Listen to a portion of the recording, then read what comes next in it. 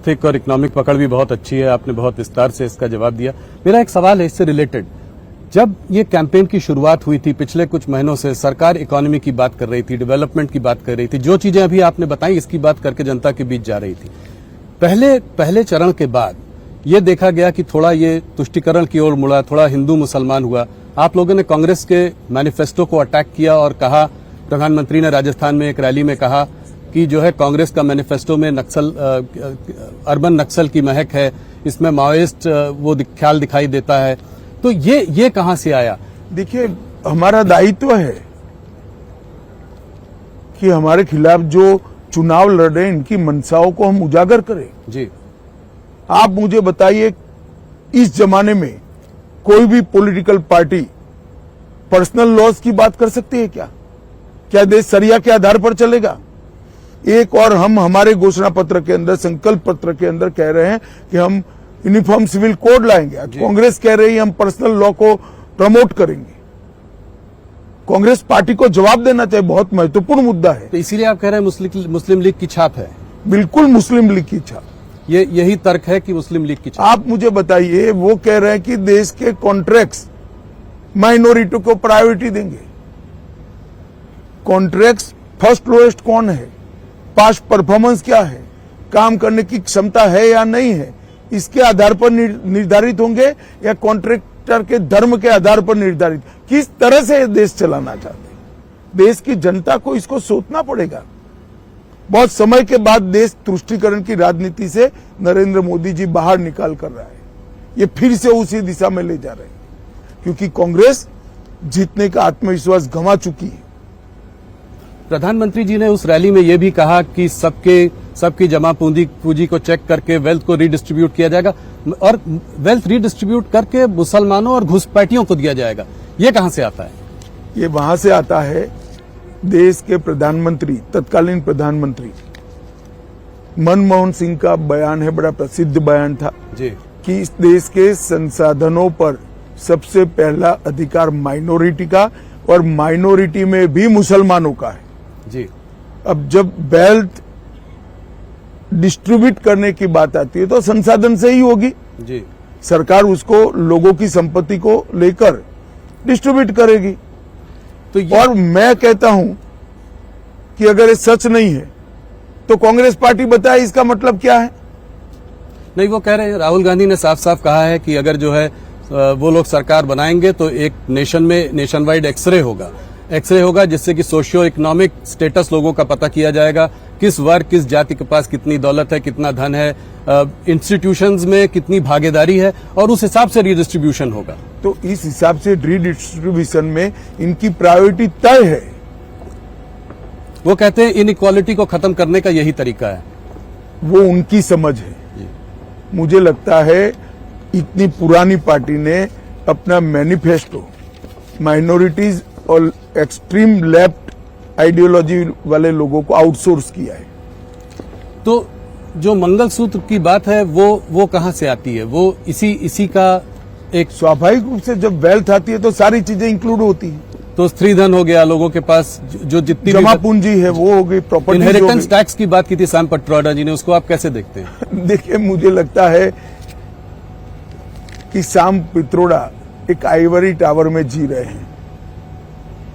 इनको इस देश के संस्कार, इस देश की जनता का मूड और इस देश की परंपराओं से कोई लेन देन नहीं। तो आप कभी नहीं लाएंगे इसको, इनहेरिटेंस टैक्स को, विरासत टैक्स कभी नहीं लाएंगे? हमने हमारा संकल्प पत्र जनता के सामने पारदर्शिता के साथ रख दिया। इसमें सारी बातें, हम कुछ छिपा कर नहीं करेंगे। एक और बात जो है, जो चर्चा में है इस वक्त, वो ये है कि मैनिफेस्टो को कांग्रेस के देखते हुए आप लोग कह रहे हैं कि ये ओबीसी रिजर्वेशन को काटकर मुसलमानों को दे देंगी।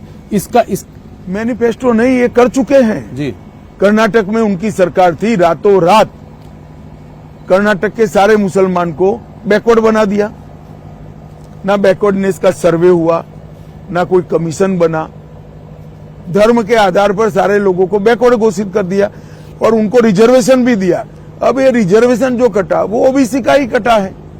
इसी तरह से आंध्र प्रदेश में, संयुक्त आंध्र में जब उनकी सरकार थी, मुसलमानों को रिजर्वेशन दे दिया। तो ये किसका कटता है? एसटी, एससी, ओबीसी का ही कटता है। जब ये बात मैंने कही कि हम ये धर्म के आधार पर रिजर्वेशन को समाप्त कर देंगे, तो मेरे वीडियो को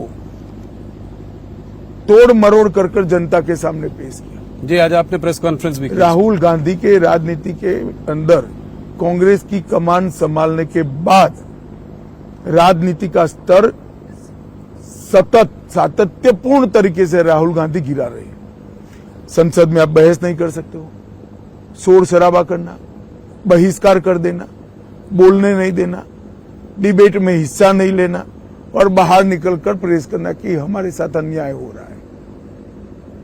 क्या समझते हैं देश की जनता को? देश की जनता ये सब नहीं जानती है। देश की जनता ये सब चीजें बहुत अच्छे तरीके से जानती है। लोकतंत्र में हेल्दी डिबेट होनी चाहिए और आप लोग भी उनको कुछ नहीं पूछते हो। जी, आप लोगों को भी पूछना चाहिए, मगर आप लोग सवाल हमें ही पूछते हो, उनको नहीं पूछते हैं। नहीं, जरूर उनसे भी पूछ रहे हैं हम लोग, हमारी टीम लगी हुई है। एक बात जो है कास्ट सेंसस की है, इसी से जुड़ा हुआ सवाल है। कास्ट सेंसस की है, उसके बारे में वो बात करते रहते हैं, कहते हैं जितनी आबादी उतना हक। इसको आप कैसे देखते हैं? कितने साल तक इस देश में कांग्रेस का शासन रहा? 55 साल तक रहा, कभी नहीं कराया। अब जब लगातार हार रहे हैं तब ये सारे चीजों को वो बोल रहे हैं, इनकी मंशा नहीं है। इस देश में पिछड़ा वर्ग विरोधी कोई पार्टी है तो एकमात्र पार्टी है कांग्रेस पार्टी। काका साहेब कालेलकर कमीशन को इन्होंने सालों तक ओपन ही नहीं किया जी, मंडल कमीशन को दबा कर रखा जी, सेंट्रल के इंस्टीट्यूशन में ओबीसी को, पिछड़ा वर्ग के लोगों को रिजर्वेशन नहीं दिया। जब मंडल कमीशन लागू हो रहा था, विपक्ष के नेता के रूप में राजीव गांधी ने 2 घंटे का विरोध का भाषण कराया। राहुल गांधी ने जरा वो भाषण पढ़ लेना चाहिए। और हमने तो देश को सबसे सफल प्रधानमंत्री पिछड़ा वर्ग से और गरीब के घर से पैदा हुआ नेचुरल लीडर नरेंद्र मोदी हमने देने का काम किया है। नैरेटिव बनाने की ये कोशिश है कि 400 पार अगर आ जाएगा तो बाबा साहब का कॉन्स्टिट्यूशन आप चेंज करेंगे, उसके बाद फिर ओबीसी एससी एसटी के जो है रिजर्वेशन के संग आप लोग कुछ वो बदलाव करेंगे। देखिए, नैरेटिव बनाने की कोशिश। राहुल जी, हमारे पास 10 साल से बहुमत है जी, संविधान बदलने की क्षमता नरेंद्र मोदी जी को 10 साल से इस देश की जनता ने दी है। हमने क्या किया 10 साल? हमने कभी रिजर्वेशन को समाप्त करने का अटेम्प्ट नहीं किया।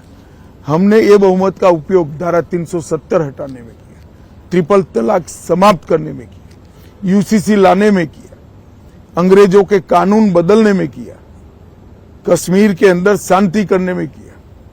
हमारे पास 10 साल से अधिकार है। राहुल गांधी का एक रूल है, झूठ बोलो, जोर से बोलो और बार बार बोलो। वो रूल को वो फॉलो कर रहे हैं। आपको